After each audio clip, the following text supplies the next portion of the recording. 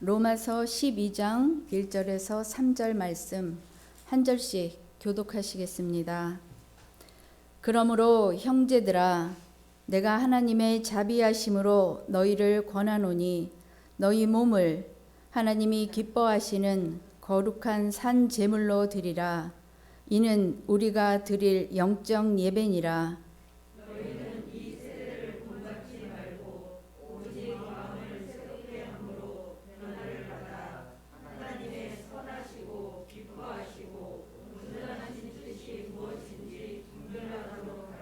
함께 읽겠습니다. 내게 주신 은혜로 말미암아 너희 각 사람에게 말하노니 마땅히 생각할 그 이상의 생각을 품지 말고 오직 하나님께서 각 사람에게 나누어 주신 믿음의 분량대로 지혜롭게 생각하라. 아멘. 이 말씀으로 성도의 생활 방식이란 제목으로 은혜를 나누겠습니다. 우리는 지금 가장 힘든 시간을 보내고 있습니다. 어느 날 갑자기 시작된 바이러스의 확산으로 인해서 온 지구촌이 전부 휘청거리고 있습니다. 각 나라에서 하늘길을 막고 국경이 폐쇄되고 또 많은 사람들이 제대로 된 치료를 받지 못하고 죽어가는 초유의 사태를 겪고 있습니다. 그 중에서도 가장 힘든 것은 사회적 거리두기로 성전에서 예배드리는 것이 순탄하지 못하고 온라인으로 예배를 드리고 또 미자리 교회들은 많은 어려움들을 겪고 있는 현실입니다. 어쩌면 하나님께서는 우리에게 부패한 것을 회개하게 하시고 우리의 신앙을 끝까지 지키게 하시기 위한 예방책이 아닐까라는 생각을 하게 됩니다. 또한 코로나뿐만이 아니라 보도되는 많은 사건 사고들을 보면 어떻게 저렇게 악한 일을 할 수가 있는가. 참 세상은 말세를 향해 가고 있구나. 세상은 정말 끝을 향해 가고 있구나라는 생각을 떨쳐버릴 수가 없으며 뉴스를 대할 때마다 한탄스러운 마음이 나올 수밖에 없습니다. 세상이 끝을 향해 간다는 것은 주님의 재림과 맞물려 있습니다. 세상이 끝을 향해 가고 있을 때 우리는 주님의 날을 소망하고 있기 때문에 믿는 자들의 본향이라고 하는 천국에 들어갈 준비가 되어 있는가 우리는 우리 스스로에게 진지하게 질문해 봐야 합니다.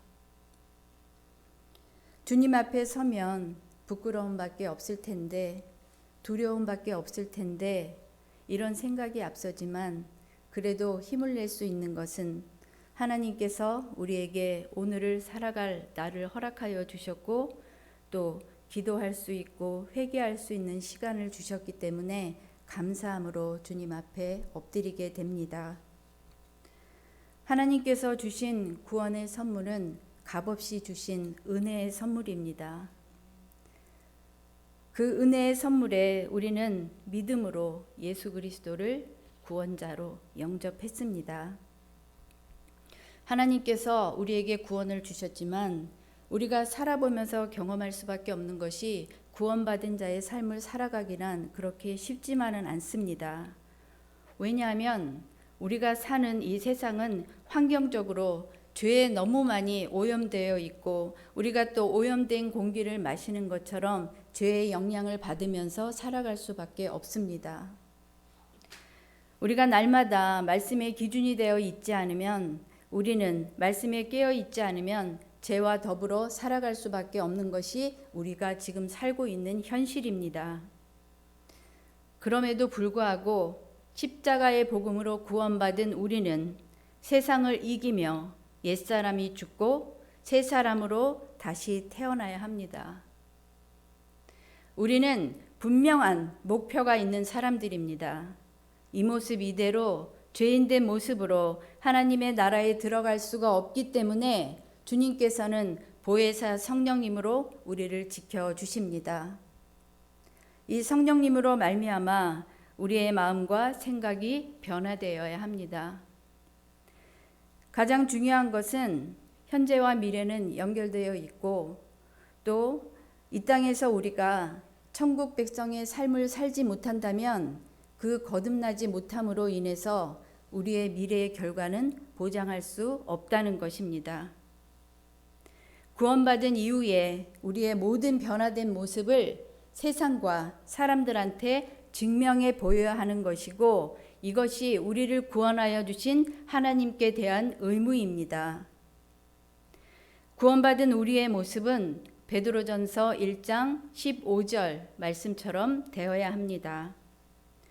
오직 너희를 부르신 거룩한 이처럼 너희도 모든 행실에 거룩한 자가 되라. 아멘.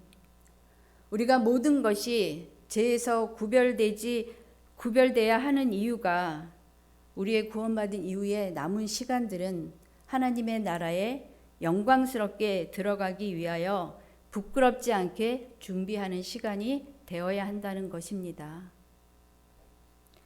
오늘 본문 1절에 그러므로라는 첫 단어가 중요합니다. 그러므로는 앞 내용이 뒷 내용의 원인이나 근거가 될 때 문장을 이어주는 접속 부사입니다. 즉 예수 그리스도를 믿음으로 하나님의 자녀가 되었고 구원받은 자로 섰다면 이렇게 사십시오라는 뜻입니다. 우리 1절 말씀 함께 읽겠습니다. 그러므로 형제들아 내가 하나님의 모든 자비하심으로 너희를 권하노니 너희 몸을 하나님이 기뻐하시는 거룩한 산 제물로 드리라. 이는 너희가 드릴 영적 예배니라. 아멘. 하나님의 거룩한 산 제물로 드리는 삶이란 세상의 틀을 깨트리는 것입니다. 또한 사회의 흐름을 거스리는 것입니다. 우리가 이때에 선택해야 될 것은 내가 세상의 방식을 따르느냐 아니면 하나님의 방식을 따르느냐 결정해야 된다는 것입니다.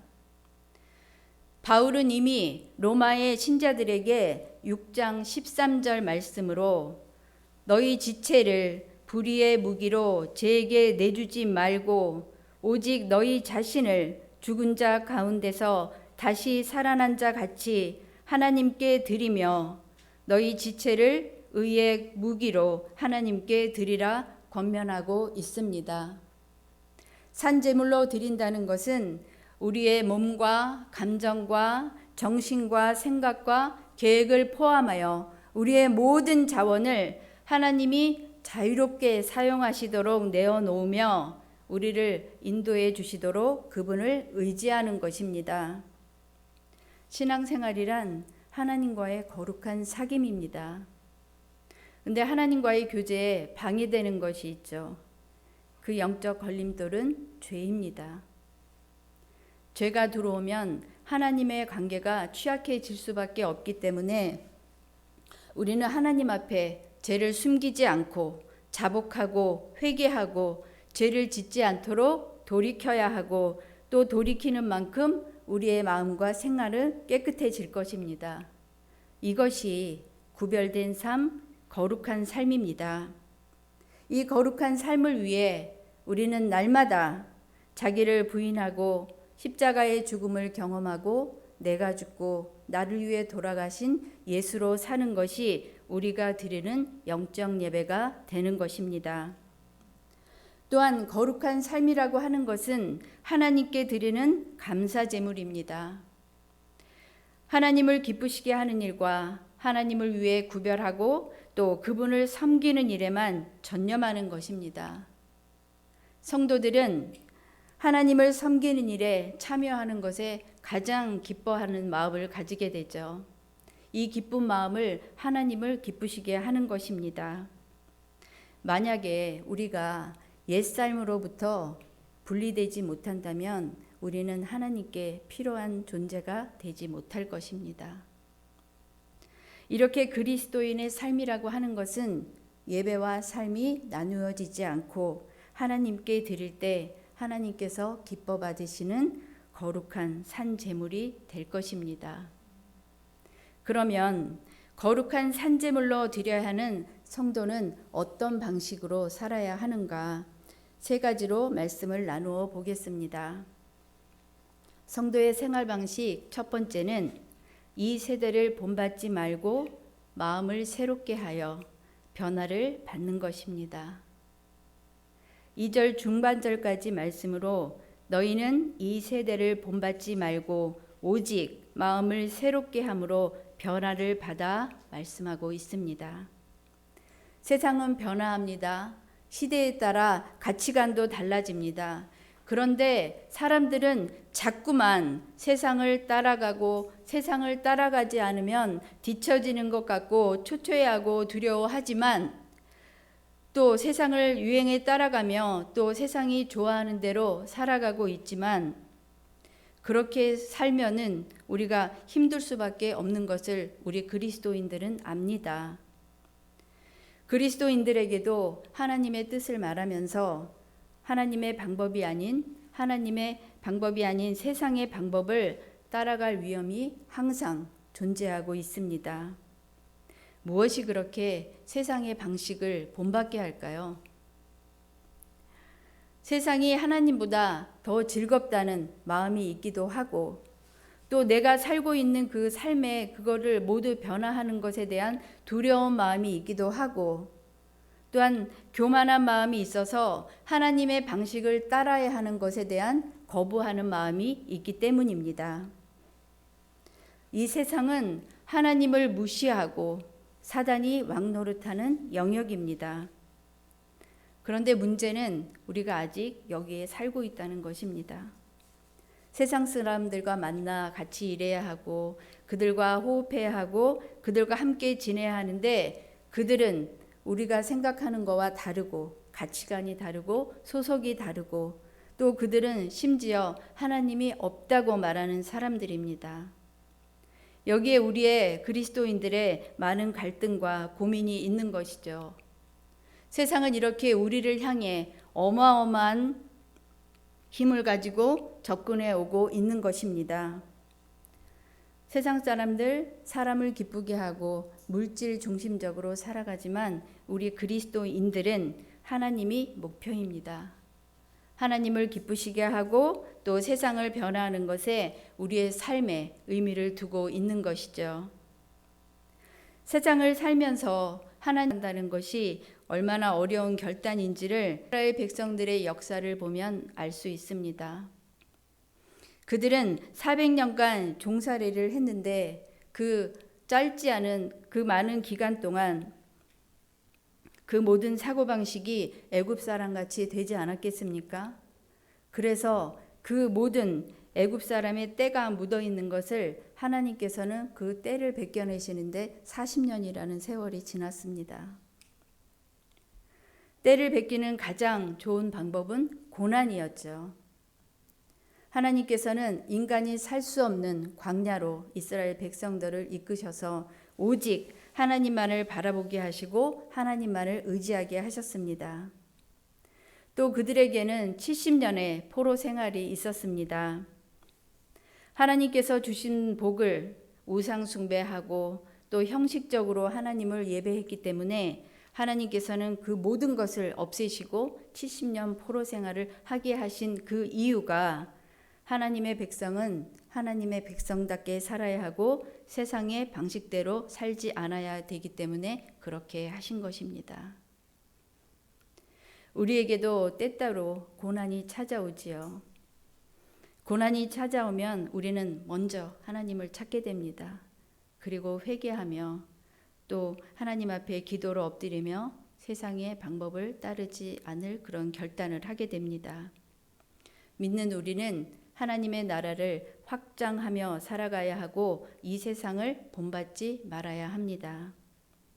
그래서 많은 그리스도인들은 장차올 하나님의 백성으로 살아야 하기 때문에 세상적인 방식을 따르지 않는 그런 지혜로운 결정을 하고 있습니다. 우리가 세상에서 얼마만큼 우리의 특성을 잘 유지할 수 있는가, 또 이 세상의 가치를 거절할 수 있는가, 이것이 우리의 마음속에 굳게 심겨져 있어야 합니다. 이 모든 변화는 행동과 생각이 마음으로부터 시작되어야 합니다.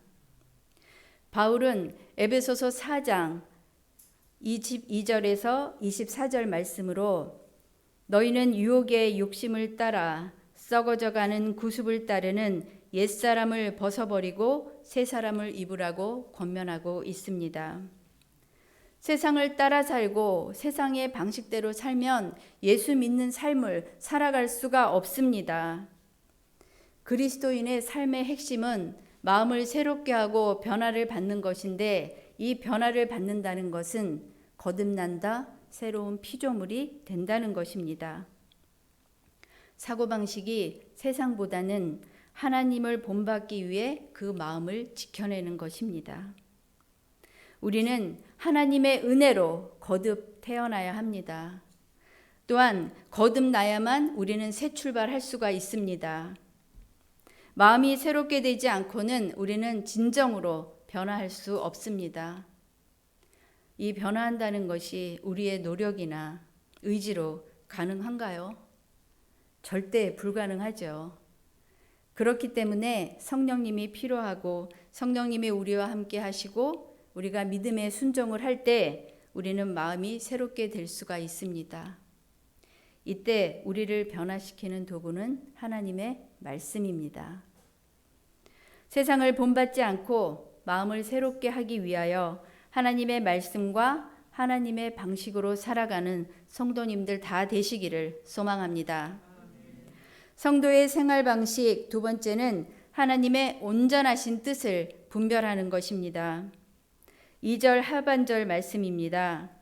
하나님의 선하시고 기뻐하시고 온전하신 뜻이 무엇인지 분별하도록 하라. 아멘.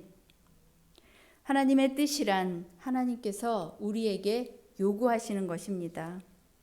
구약과 신약이 짝을 이루듯이 하나님의 뜻은 온전합니다.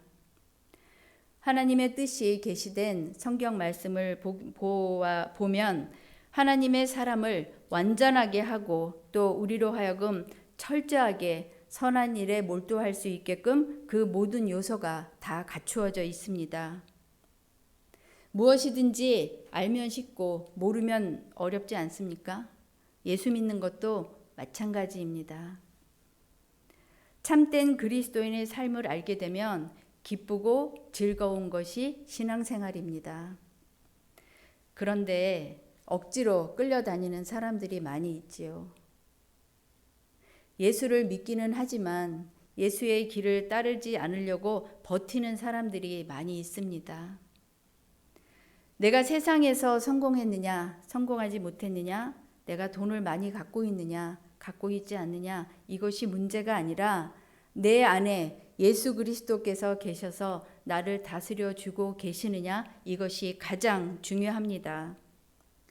성도들은 자신의 마음이 바뀌고 그리스도를 온전히 따라갈 때 자신의 뜻이 아닌 하나님의 뜻을 원하게 될 것입니다. 하나님의 뜻을 안다는 것이 쉽지만은 않지만 하나님께 순종하고 하나님을 의지한다면 그 뜻을 알게 되고 또 하나님께서 원하시는 어려운 임무도 잘 수행하게 될 것입니다.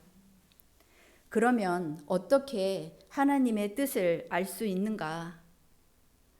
종이 주인의 마음을 알아야 하듯이 성도는 하나님의 마음을 알아야 합니다. 종이 마음대로 주인을 섬기면 충성된 종이 아닌 것처럼 하나님을 믿는다면 우리는 하나님의 마음을 알아야 하고 마음이 변화된 자만이 하나님의 온전하신 뜻을 분별할 수 있습니다. 우리가 신앙으로 하나님을 기쁘시게 해드린다는 것은 성령께서 이끄시는 대로 우리가 행하고 섬길 때 가능한 일입니다. 거룩한 열심과 열정으로 하나님을 사랑하고 온 마음으로 모든 섬김을 다하고 최선을 다할 때 하나님의 뜻대로 살아갈 수 있습니다. 또한 하나님의 뜻인가 검증하는 방법은 우리가 아무리 힘든 일을 해도 감사가 넘치고 기쁨이 넘칠 때 하나님의 뜻에 일치한 것입니다. 그런데 여기에 조심해야 될 하나 부분이 있는 것이 하나님의 뜻이란 모든 사람에게 동일하게 고정되게 적용되지 않는다는 것입니다. 개개인을 향한 하나님의 뜻과 계획은 독특합니다. 참된 지혜라고 하는 것은 하나님께서 나에게 주신 청사진대로 사는 것이고, 하나님께서 나에게 원하시는 뜻과 계획이 있는데 거기에서 벗어나는 것은 마치 건축가가 설계도를 무시하고 자기 마음대로 집을 짓는 것과 같습니다. 성경에는 이렇게 말씀합니다. 소망 중에 즐거워하고 또 환난 중에 참으며 기도에 항상 힘쓰라고 합니다. 하나님은 우리가 소망과 신뢰로 하나님을 예배하고 또 그 신뢰 가운데 자족할 때 영광을 받으십니다. 소망 중에 즐거워하면 환난 중에 인내하게 마련이고, 또 고난 가운데 하나님의 뜻을 찾는 것이 진정한 신앙인의 모습입니다. 어떠한 고난이 와도, 어떠한 압력이 와도 우리가 견딜 수 있는 힘은 우리 앞에 놓인 그 기쁨을 미리 믿음으로 내다보는 것입니다. 그리고 인내하며 기도하는 것입니다. 기도에 냉담하지 않는 것이 하나님을 중히 여기고 하나님의 뜻을 분별하여 살아갈 수 있는 신앙의 지름길입니다. 날마다 하나님의 뜻을 분별하고 그 뜻대로 살아가는 믿음의 권석들 다 되시기를 소망합니다. 성도의 생활 방식 세 번째는 믿음의 분량대로 지혜롭게 생각하는 것입니다. 3절 말씀 함께 읽겠습니다. 내게 주신 은혜로 말미암아 너희 각 사람에게 말하노니 마땅히 생각할 그 이상의 생각을 품지 말고 오직 하나님께서 각 사람에게 나누어 주신 믿음의 분량대로 지혜롭게 생각하라. 아멘. 3절 말씀에서 중요한 사실이 하나 발견되는데 너희 중 각 사람에게입니다. 기독교는 개인이 아닌 공동체이기 때문에 모든 것을 공동체로 이해해야 합니다. 예수님께서 12명의 제자로 공동체를 만드셨고 오순절 당시에는 120명의 공동체였고 그 공동체가 3,000명, 5,000명으로 변하고 쉴 새 없이 허다한 무리로 변한 것이 교회입니다. 교회 안에는 여러 부류의 사람들이 만나기 때문에 분열되고 의견이 분분할 수밖에 없지만 하나 될 수밖에 없는 원리가 마땅히 생각할 그 이상의 생각을 품지 않으면 교회는 하나가 될 수 있습니다. 또 3절 말씀에서 중요한 한 가지는 오직 하나님께서 각 사람에게 나눠주신 믿음의 분량대로 지혜롭게 생각하는 것이 그리스도인의 태도입니다. 따라서 하나님께서는 각 사람에게 섬길 만큼의 믿음의 분량을 주셨기 때문에 받은 것 이상으로 원하는 것은 교만이고 또 받은 것 이하로 사는 것은 게으르고 무책임한 일입니다. 각 성도는 자신에 대해서 정직하게 평가를 내려야 하는데 우리는 때로는 자기 자신을 과대평가할 때도 있고 과소평가할 때도 많이 있지 않습니까? 근데 가장 중요한 것은 정직하고 정확한 핵심은 그리스도 안에서의 정체성을 분명히 아는 것입니다. 어떻게 알 수 있느냐? 자기가 자신을 보지 않고 성경적인 관점에서 자신을 보는 것입니다. 성경적인 관점에서 나를 보는 4가지의 틀이 있는데 첫 번째는 모든 인간은 하나님의 형상대로 지음받은 피조물이라는 틀입니다. 최초의 인간, 죽음도 없었고 고통도 없었고 영생하는 존재, 하나님과 교제하는 특권이 있는 엄청난 존재로 지음을 받았습니다. 그런데 아담의 죄로 말미암아 두 번째, 인간은 죄인이라는 틀입니다. 우리는 어쩔 수 없이 피할 수 없이 내가 죄를 짓든지 죄를 짓지 않든지 상관없이 죄인으로 태어났다는 사실입니다. 세 번째는 내 힘과 능력으로는 구원받을 길이 없다는 존재라는 틀입니다.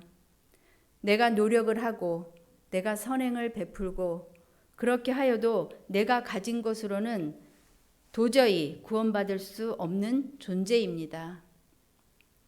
이 모든 것을 해결하는 것은 네 번째, 그리스도로 말미암아 회복될 수 있다는 틀입니다. 구원은 오직 하나, 나를 위하여 십자가에 돌아가시고 부활하신 예수 그리스도를 믿음으로 구원을 받게 되는 것, 이런 성경적인 관점에서 자신을 보면 겸손해질 수 있습니다.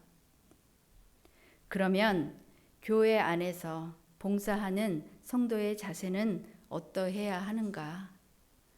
바울은 에베소서 4장 16절 말씀으로 교회를 하나의 몸으로 설명하고 있습니다. 온 몸이 각 마디를 통하여 도움을 받음으로 연결되고 결합되어 각 지체의 분량대로 역사하여 그 몸을 자라게 하며 사랑 안에서 스스로 세우느니라. 아멘. 그리스도의 지체로서 조화를 이루지 않으면 절대로 올바른 성장과 평화를 이룰 수 없습니다. 개개인의 지체를 존중하고 또 기능을 완수할 때 몸에 이상이 생기지 않는 것이죠. 우리는 서로 너무나 많이 다릅니다. 그러나 우리가 다르다는 것은 서로 보완하라는 의미입니다. 약함이 보입니다. 그러면 그것을 비판하는 것이 아니라 감싸줄 수 있는 그런 마음을 가져야 하는 것입니다. 하나님께서는 우리의 다양성을 좋아하십니다. 우리의 모든 다양성을 통일된 모습으로 머리 대신 그리스도께 순종할 때 우리는 건강한 공동체가 될 수 있습니다. 하나님은 각자에게 주신 그 믿음의 분량이 다르기 때문에 우리는 공동체를 섬기기 위해 내게 주신 믿음의 분량을 찾아야 하고 그것을 최대로 활용하는 것이 성도의 도리이며 이 모든 것이 나를 위한 것이 아니라 남을 위해 존재한다는 것을 잊지 말아야 합니다. 구원받은 성도의 생활 방식 세 가지 다시 한번 정리하겠습니다. 첫 번째는 세상을 본받지 말고 마음을 새롭게 하여 변화를 받는 것이고, 두 번째는 하나님의 온전하신 뜻을 분별하는 것이고, 세 번째는 믿음의 분량대로 지혜롭게 생각하는 것입니다. 구원받은 성도들이 함께하는 교회를 퍼즐로 설명을 해도 맞을 것 같습니다. 퍼즐을 보면 각각의 모양이 다르고 또 형태도 다르지만 제자리를 찾았을 때 환상적인 그림이 되지 않습니까? 거기에 한 조각이라도 빠지면 그 퍼즐은 미완성으로 남습니다. 이거와 마찬가지로 교회에서는 한 성도 한 성도가 전부 중요합니다. 완성된 퍼즐처럼 우리는 함께 했을 때 가장 아름다운 공동체가 되는 것이 교회입니다. 이제 우리의 신앙생활은 언젠간 끝맺을 때가 올 것입니다. 우리는 예수님 때문에 변화되어야 합니다. 우리는 오늘을 기억해야 합니다.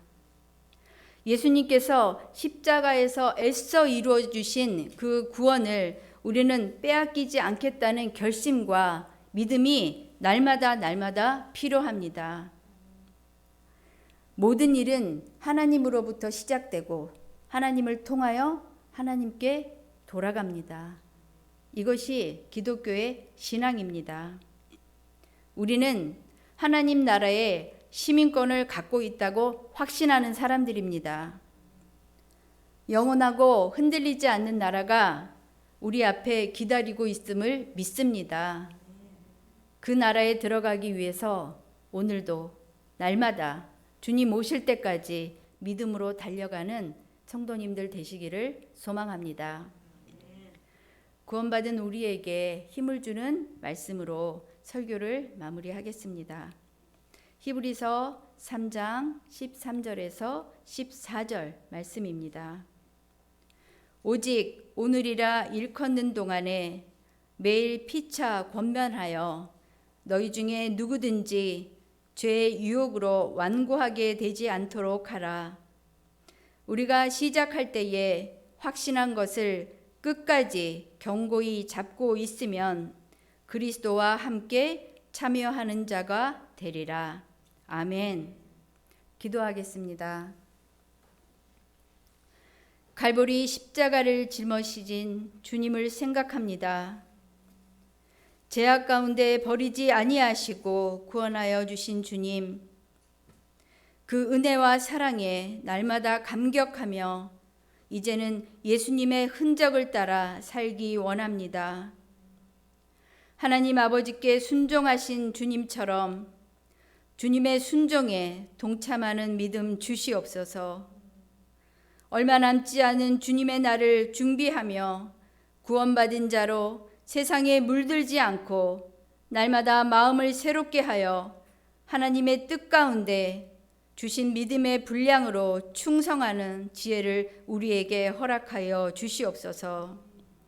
오직 주의 십자가와 예수 그리스도의 이름만이 우리의 평생 자랑이 되게 하여 주시옵소서. 구원의 은총을 베풀어 주신 우리 구주 예수 그리스도의 이름으로 기도드립니다. 아멘.